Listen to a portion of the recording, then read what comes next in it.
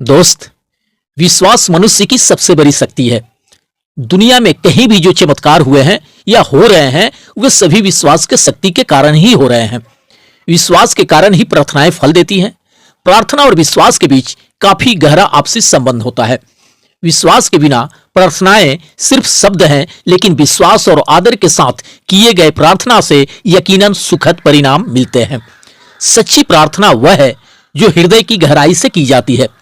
कुछ लोग अक्सर ऐसा दावा करते हैं कि ईश्वर उनकी प्रार्थनाएं सुनते ही नहीं। इसका एकमात्र कारण यही है कि उनके प्रार्थना में विश्वास की कमी होती है। शंका के साथ की जाने वाली प्रार्थनाओं से भला कैसे सुखद परिणाम मिल सकते हैं?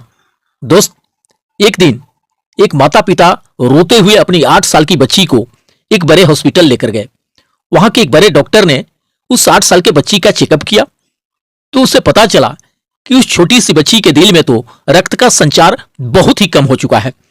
तभी उस डॉक्टर ने उस बच्ची के माता पिता से कहा कि अगर हमने आपके बच्ची के दिल का ऑपरेशन किया तो उसके बचने की 25 से 30% ही संभावनाएं हैं, और अगर ऑपरेशन नहीं किया तब भी आपकी बेटी लगभग 25 से 30 दिन तक ही जी पाएगी। यह सुनकर उस बच्ची के माता पिता रोते हुए डॉक्टर के पैरों में गिरकर कहते हैं कि डॉक्टर साहब, हमारी केवल ये एक ही संतान है और हम अपनी बच्ची से बहुत अधिक प्यार करते हैं।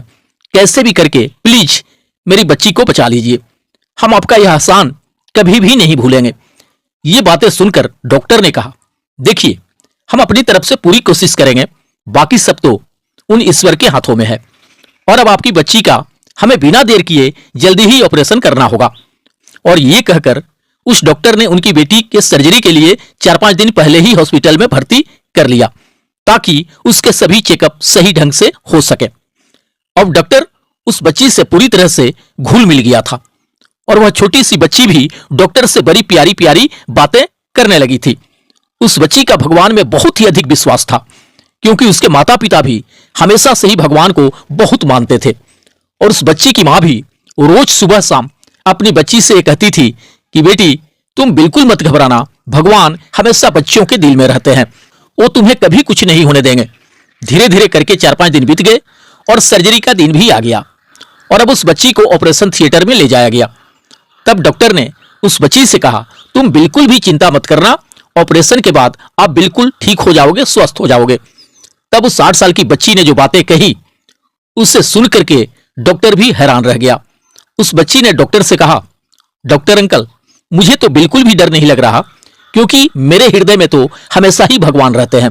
लेकिन डॉक्टर अंकल, आपसे मेरी एक रिक्वेस्ट है। इस पर डॉक्टर ने कहा, बोलो बेटा, तुम्हें क्या कहना है? तब उस बच्ची ने कहा, अंकल, आप जब मेरे दिल का ऑपरेशन करोगे तो बताना कि भगवान कैसे दिखते हैं, और उन्हें यह भी कहना कि मैं उन्हें दिन रात बहुत याद करती हूं। ये बातें सुनकर डॉक्टर के भी आंखों में तुरंत आंसू आ गए और उन्होंने दूसरी तरफ अपना मुंह फेर लिया। फिर थोड़ी ही देर में डॉक्टर जल्दी से अपने आंसू पोंछकर उस बच्ची के लिए मुस्कुराने लगे और कहने लगे कि हाँ बेटी, मैं तुम्हारी सारी बातें भगवान से जरूर कहूंगा, और हाँ, इसी बहाने मैं भी तो मिल लूंगा भगवान से।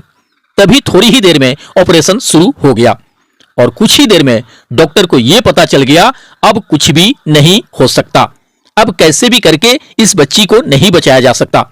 अब इस बच्ची को बचाना असंभव है, क्योंकि 8 साल की बच्ची के दिल में खून का एक कतरा भी नहीं आ रहा था। ऐसे कंडीशन में डॉक्टर बहुत ही ज्यादा निराश हो गया और उसी समय उसने अपने साथी डॉक्टरों से कहकर उस बच्ची का दिल वापस स्टिच करने को कहा, क्योंकि ऑपरेशन पूरी तरह से फेल हो चुका था। तभी उस डॉक्टर को उस 8 साल की बच्ची की बात याद आ गई। उसने कहा था कि भगवान तो उसके हृदय में रहते हैं, लेकिन भगवान तो दूर, अब तो उसके दिल में खून का एक कतरा भी नहीं आ रहा था। तभी उस डॉक्टर ने आंखों में दुख भरे आंसू लिए, खून से अपने सने लथपथ हाथों को जोड़े, अपनी आंखें बंद करके ईश्वर से मन ही मन ये कहने लगा कि भगवान, मैं तो इस बच्ची को बचाने में पूरी तरह से असफल हो चुका हूं, लेकिन अगर सच में आप बच्चों के दिल में रहते हैं तो आज आप ही इस प्यारी सी बच्ची को बचा सकते हो। भगवान, इस बच्ची का आप पर कितना अटूट विश्वास है, प्रभु कुछ कीजिए आप। ये बातें कहते हुए उस डॉक्टर के भी टपक टपक के आंसू गिर रहे थे और उस डॉक्टर ने भी अपने जीवन में पहली बार इस तरह से भगवान से प्रार्थना की थी। और अब वो बिल्कुल ही अंदर से टूट चुका था और अपनी आंखें बंद करके उस बच्ची के लिए आंसू बहा रहा था। तभी अचानक उसके जूनियर डॉक्टर ने उस डॉक्टर के हाथ में कोहनी मारी और कहा, डॉक्टर साहब देखो ये क्या हो रहा है। डॉक्टर ने जब उस बच्ची के दिल की तरफ देखा तो डॉक्टर भी अचंभित हो गया, क्योंकि उसने देखा कि उस बच्ची के दिल में अपने आप रक्त संचार होने लगा, जो कि बिल्कुल ही असंभव था। उस डॉक्टर के साथ वहां खड़े सभी जूनियर डॉक्टरों को भी यह सब देखकर विश्वास ही नहीं हो रहा था, क्योंकि उन डॉक्टरों ने भी अपने जीवन में, अपने प्रैक्टिस लाइफ में पहले कभी भी ऐसा होते हुए नहीं देखा था। तभी उस बड़े डॉक्टर ने अपने आंसू पोंछकर जल्दी से उस बच्ची का ऑपरेशन कर दिया और अब ऑपरेशन भी पूरी तरह से सफल हो गया था। उसके बाद उस डॉक्टर ने भगवान का तहे दिल से धन्यवाद किया और जीवन में पहली बार उससे भी ईश्वर पर पूर्ण विश्वास हो चुका था। तभी कुछ ही दिनों में वो बच्ची बिल्कुल ही स्वस्थ हो गई और अब उसके माता पिता भी अपने प्यारी बच्ची को स्वस्थ देखकर बहुत ही खुश थे। तभी सभी के सामने डॉक्टर से उस बच्ची ने कहा कि अंकल, मैंने कहा था ना कि मेरे दिल में ईश्वर है, वो आपको मिले या नहीं? और उन्होंने क्या कहा और वो दिखते कैसे हैं? बोलो डॉक्टर अंकल। तब डॉक्टर ने कहा, बेटी भगवान मुझे दिखे तो नहीं, मगर हां मुझे यह पता चल गया कि तुम्हारे दिल का ऑपरेशन मैंने नहीं, उन्होंने स्वयं ही किया है। और यह सब देखकर हम सभी डॉक्टर्स भी हैरान हो गए थे। लेकिन बेटी अब मुझे इस बात का विश्वास हो गया कि ईश्वर दुनिया के हर बच्चे के दिल में रहते हैं। बस आवश्यकता है तो सिर्फ उनसे प्रार्थना करने की और उन पर विश्वास करने की। दोस्त, उस बच्ची के भगवान पर पूर्ण विश्वास होने पर भगवान ने उसे बचा लिया। इसलिए दोस्त, ऊपर वाले पे हमेशा पूरे मन से भरोसा रखें। वे आपके बिगड़ते काम को भी बना देने का शक्ति रखते हैं। शंकाओं के साथ किए जाने वाली प्रार्थनाओं से भला कैसे परिणाम मिलेंगे?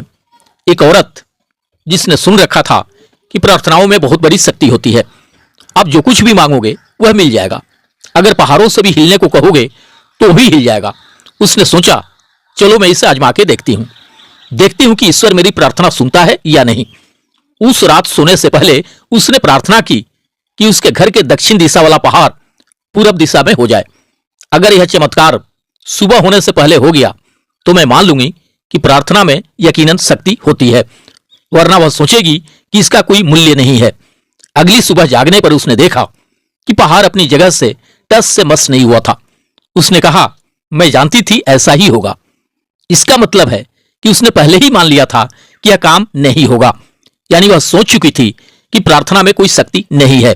अगर प्रार्थना में ऐसा विश्वास का अभाव हो तो कभी भी फल नहीं मिलेगा। वह औरत प्रार्थना में विश्वास के महत्व को नहीं जानती थी, वरना वह इस तरह की प्रार्थना नहीं करती। अक्सर किसी घटना के होने के बाद लोग खुशी के मारे चीख उठते हैं, मैं जानता था यही होगा, ऐसा ही होगा, मुझे इसका पूरा यकीन था। क्या यह विश्वास नहीं है?